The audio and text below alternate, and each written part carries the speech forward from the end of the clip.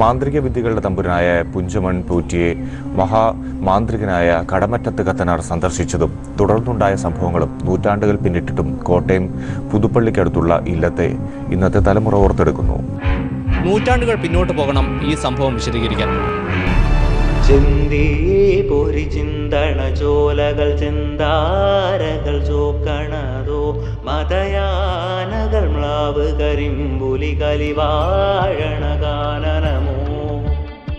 ഇന്നും ഞങ്ങളുടെ ഇല്ലത്തെ പൈതൃകമായിട്ടുള്ള പല കാര്യങ്ങളും സൂക്ഷിക്കുകയും മന്ത്രവാദ കാര്യങ്ങളിൽ ചെറിയ തോതിലൊക്കെ ഇപ്പോഴും പിന്തുടർന്നു പോരുകയും ചെയ്യുന്നു. മനക്കിലേക്ക് സ്വാഗതം.